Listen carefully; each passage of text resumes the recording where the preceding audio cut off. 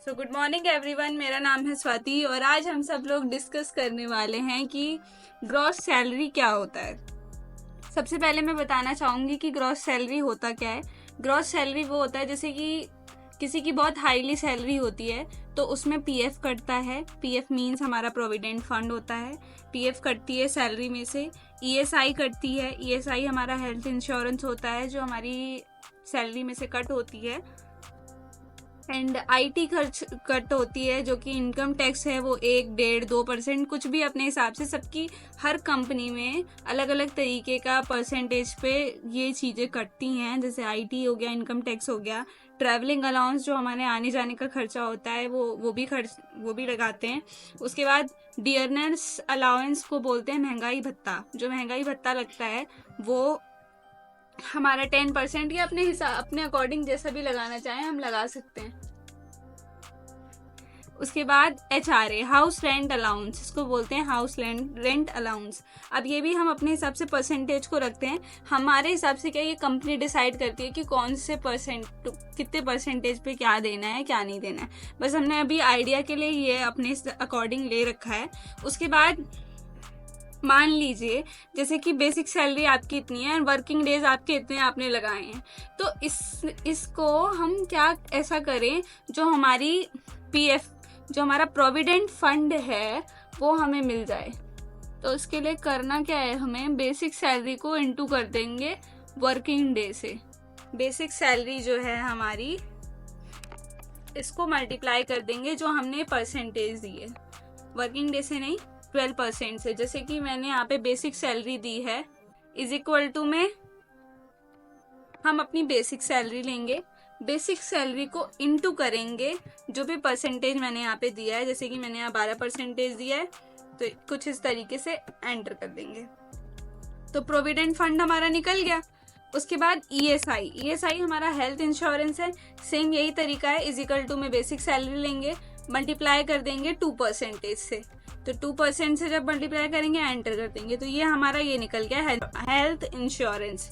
अब उसके बाद आते हैं इनकम टैक्स पे। सेम इसी पे बेसिक सैलरी से ही हमारा सब कुछ है तो हम इनटू इसी से करते जाएंगे। जो भी परसेंटेज हमने क्राइटेरिया दिया है वो उसके हिसाब से करते जाएंगे, एंटर कर देंगे।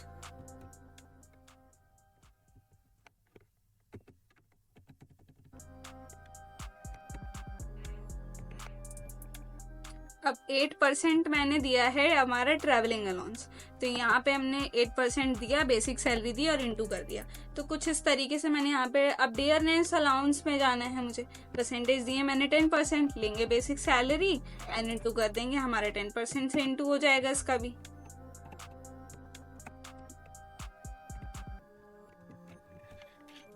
इज इक्वल टू में बेसिक सैलरी ली, इसको इनटू कर दिया 14 से। तो कुछ ये परसेंटेज के हिसाब से हमने यहाँ पे ये निकाल दिया। एक सेकेंड, इज इक्वल टू में basic salary multiply by 40% and enter. तो ये हमारा आ गया हाउस रेंट अलाउंस। अब हमें निकालना क्या है, हमें इसका टोटल निकालना है, जो भी हमारा बचता है वो नेट सैलरी। यहाँ पे हम अपनी नेट सैलरी निकालेंगे। तो नेट सैलरी के लिए हमने एक बॉक्स बना दिया।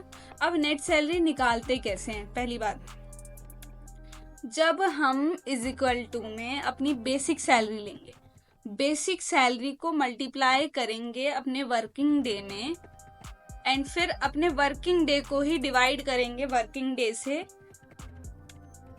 वर्किंग डे को वर्किंग डे से डिवाइड करने के बाद ये पीएफ, ईएसआई एंड आईटी, ये 3 चीजें हमारी सैलरी से माइनस होती हैं।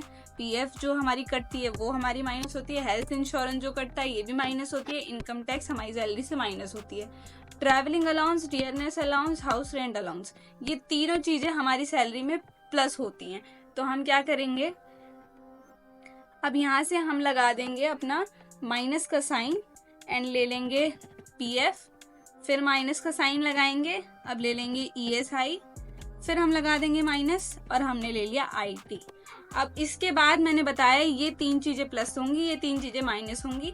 तो अब हम प्लस का साइन देंगे, टीए हमारा जाएगा प्लस में, फिर प्लस देंगे, फिर हमारा डीए जाएगा प्लस में एंड फिर प्लस देंगे। उसके बाद हमारा ये रेंट अलाउंस ये भी जाएगा प्लस में।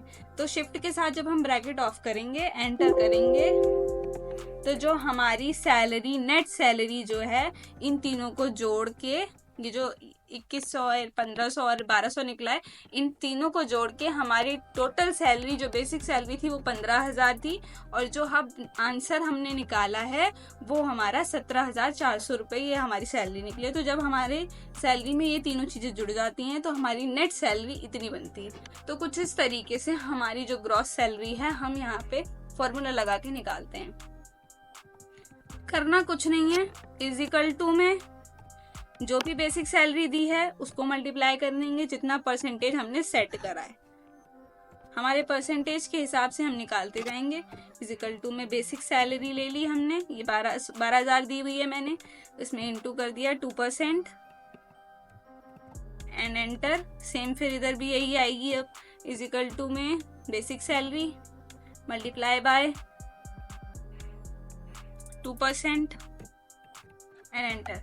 तो इस तरीके से हम अपना ये जो बेसिक सैलरी का मतलब जो भी हमारा बचता है वो हम यहाँ से निकाल सकते हैं।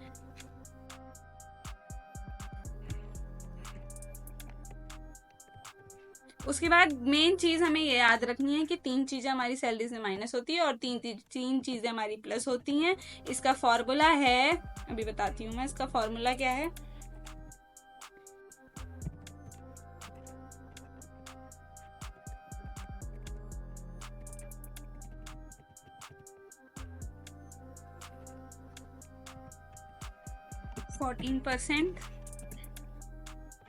एंड नेट सैलरी का फॉर्मूला मैं आपको बता देती हूँ। पहले बेसिक सैलरी लेंगे, बेसिक सैलरी को इंटू करेंगे वर्किंग डे से, और वर्किंग डे को ही वर्किंग डे से डिवाइड करेंगे पहले। फिर उसके बाद ये माइनस में जाएगा, पीएफ, ईएसआई माइनस में जाएगा, आईटी माइनस में जाएगा, फिर यहाँ से प्लस का साइन आ जाता है, टीए प्लस में जाता है, डीए प्लस में जाता है और एचआरए प्लस में जाता है। तो अब हम करते हैं, इजिकल टू में बेसिक सैलरी लेते हैं। बेसिक सैलरी जैसे कि मैंने बोला वो मल्टीप्लाई होगी हमारी वर्किंग डे से, और फिर मैंने ये बताया कि वर्किंग डे को वर्किंग डे से ही डिवाइड करना पड़ेगा हमें। फिर उसके बाद अब इसके बाद माइनस का साइन आ जाएगा, ईएफ कटती है, ईएसआई कटती है एंड आईटी कटती है।